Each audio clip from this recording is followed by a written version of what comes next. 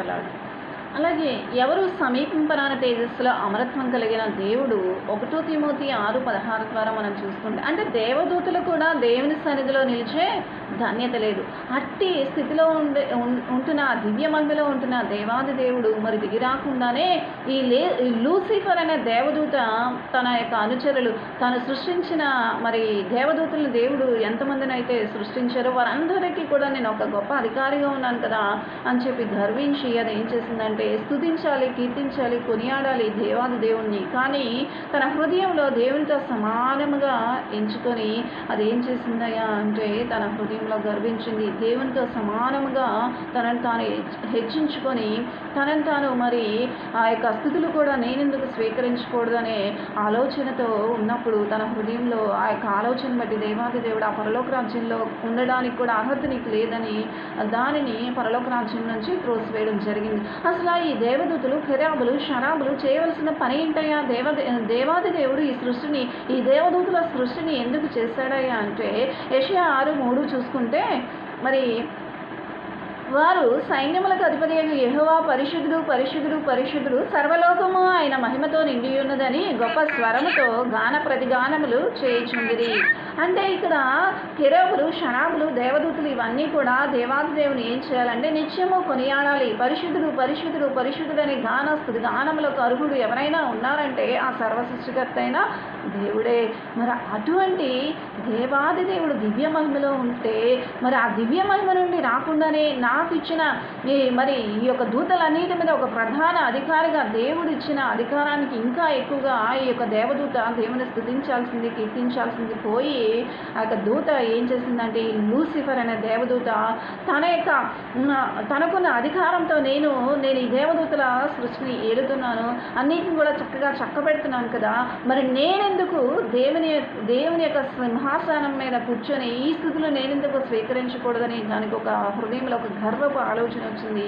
ఆ యొక్క ఆలోచన బట్టి దేవుడు ఆ యొక్క దేవదూతను త్రోసివేయడం జరిగింది. ఆ విషయం కూడా యెషయా 14:13 నుంచి ఒకసారి చదువుకుందామండి. నేను ఆకాశమునకు ఎక్కిపోయేదును, దేవుని నక్షత్రములకు పైగా నా సింహాసనమును హెచ్చిందును, ఉత్తర దిక్కునున్న సభాపర్వతం మీద కూర్చుందును, మేఘమండలం మీదకి ఎక్కుదును, మహోన్నతునితో నన్ను సమానునిగా చేసుకుందును అని నీవు మనస్సులో అనుకుంటేవి కదా. దేవునికి స్తోత్రం. అది ఎక్కడ అనుకుంది? తన హృదయంలో అనుకుంది. అంటే హృదయం వెంటనే ఆ థాట్ వచ్చిన వెంటనే దేవాది దేవుడు మరి ఏం చేస్తారు అంటే నీవు పాతాళమునకు మరి యెషయా 14:15 చదువుకుంటే నీవు పాతాళమునకు నరకంలో ఒక మూలకు త్రోయబడితివే, నిన్ను చూచివారు నిన్ను నిదానించి చూచినట్లు ఇట్లు తలపోయిదురు.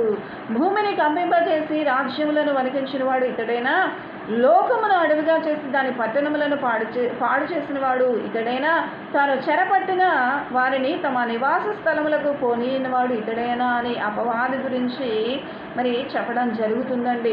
అంటే ఇక్కడ దేవుని వాక్యం చూసుకుంటే మరి పరలోక రాజ్యంలో ఉండే మహిమను ఈ యొక్క లూసిఫర్ అనే దేవదూత దాన్ని వెంబడిస్తున్న ఫాలోవర్స్, ఒక వ్యక్తికి ఒక అంశం నచ్చింది అనుకోండి, ఆ యొక్క అంశాన్ని ఆ వ్యక్తి ఫాలో అవుతుంటే దాని యొక్క ఫాలోవర్స్ కూడా ఉంటారు కదండి. మరి ఒక మార్గం అనేది లూసిఫర్కి నచ్చింది, ఆ మార్గాన్ని అనుసరించి దాన్ని అనుసరించే వారు కూడా మరి ఉండడం వల్ల ఆ యొక్క లూసిఫర్కి ఫాలోవర్స్ ఉండి దానితో పాటు ఆ పరలోక రాజ్యాన్ని విడిచి వెళ్ళిపోయిన స్థితి. దేవాది దేవుడు వీరందరినీ కూడా 33.5 కోట్ల యొక్క దేవదూతలన్నింటినీ కూడా శూన్యంలోకి త్రోసివేయబడింది. నిజంగా ఈ రోజున అన్యులైన వారు పూజిస్తున్నది ఎవరిని అంటే పడిపోయిన దేవదూతలు. 33.5 కోట్ల దేవుళ్ళు దేవతలు అనేబడి చెప్పబడేవి ఈ అన్య జనాంగము పూజిస్తున్న దేవుళ్ళు దేవతలు అనే చెప్పాలండి. కానీ వీటిని గురించి మనం చెప్తే మన మీద వారు తిరగబడతారు. కానీ దేవుని యొక్క సత్యాన్ని సత్యంగానే ప్రకటించాలి. ఇవన్నీ కూడా ఏంటి అంటే పడిపోయిన దురాత్మలు. దేవుని సంబంధిగా ఉండవలసిన వీరు దెయ్యపు శక్తులుగా మారిపోయి దురాత్మలుగా మారిపోయారు. ఎప్పుడు అంటే దేవుని ధిక్కరించి దేవునితో సమానంగా ఉండి దేవుని స్థితులను స్వీకరించుకోవాలనే గర్వపు ఆలోచన ఎప్పుడైతే మరి వచ్చిందో వెంటనే వారు ఆ యొక్క దేవుని యొక్క సింహాసనం దగ్గర ఉండే స్థితిని కోల్పోయి ఆ యొక్క శూన్యంలో అటు ఇటు తిరిగే స్థితి, ఆ శూన్యం స్పేస్ అంటాం కదా, ఆ స్పేస్లోకి దేవుడు త్రోసివేయడం జరిగింది. మరి యోబు 2:2 చూసుకుంటే అపవాది నీవు ఎక్కడి నుండి వచ్చావని చెప్పి దేవుడు మరి అడిగినప్పుడు నేను భూమి మీద అటు ఇటు తిరుగుతూ వచ్చాను. అంటే అది అటు ఇటు తిరుగుతుంది, ఆ శూన్యంలో తిరుగుతుంది. అంటే మరి ఇక్కడ దేవాది దేవుడు పరలోక రాజ్యంలోనికి వెళ్ళడానికి మరి యొక్క లూసిఫర్కి అపవాది గాడికి ఎప్పుడైనా అవకాశం అంటే దేవుడు కల్పిస్తేనే అపవాది మన యొక్క ఆ యొక్క పరలోక రాజ్యానికి వెళ్ళడం జరుగుతుంది. దేవుని యొక్క పర్మిషన్ లేకుండా అది అడుగు పెట్టడానికి కూడా అర్హత లేదండి. కానీ అది ఎప్పుడు కూడా అపవాది గాడి యొక్క టార్గెట్ ఏంటండి? దేవుని యొక్క బిడ్డలు ఎప్పుడు కూడా మరి శోధించి శ్రమ పెట్టి ఆయన పూజించేవారు కానీ, ఆయన ఆరాధించేవారు కానీ, ఆయన స్తుతించేవారు కానీ ఎవ్వరూ కూడా ఉండకూడదనే అపవాదిగాడి యొక్క టార్గెట్. మొట్టమొదటి నుంచి కూడా ఈ రోజు వరకు కూడా అపవాదిగాడి యొక్క టార్గెట్ ఏంటంటే దేవుని పూజించేవారు కూడా, పూజించేవారు ఎవ్వరు కూడా ఉండకూడదు, ఆయన స్తుతించేవారు కానీ ఘనపరిచేవారు కానీ ఉండకూడదు. ఎందుకంటే అపవాదిగాడికి మనం లోబడాలని చెప్పి మనకి ఎన్నో శ్రమలు మరి దేవుని దగ్గర పర్మిషన్ తీసుకుని వచ్చి మనల్ని శోధిస్తూ ఉంటుంది. మనం మరి యోబు గారి దగ్గర కూడా యోబు గారు శోధించడానికి కూడా మరి అపవాది పర్మిషన్ తీసుకుని వచ్చి యోబు గారిని శోధించడం జరిగింది. ఆ యోబు గారు నిజంగా తన సర్వం కోల్పోయినా సరే సర్వ సృష్టికర్తైన దేవాది దేవుని ఎలా విడిచిపెట్టకుండా ఉండి దేవుని నామానికి మహిమకరంగా ఉండి రెండంతల దీవెన ఎలా అయితే పొందుకున్నారో మనము కూడా అపవాది కూడా మనల్ని ఎంత శ్రమ పెట్టినా, ఇరుకు పెట్టినా, ఇబ్బంది పెట్టినా, ఎన్ని నిందలు అవమానాలు మనం ఎదుర్కొన్నా సరే మనమైతే దేవుని నామానికి మహిమ తెచ్చే విధంగా ఉండాలి. కానీ అపవాదికి మనం విజయాన్ని ఇచ్చే వారముగా ఉండకూడదు. ఖచ్చితంగా విజయం ఎవరిదండి?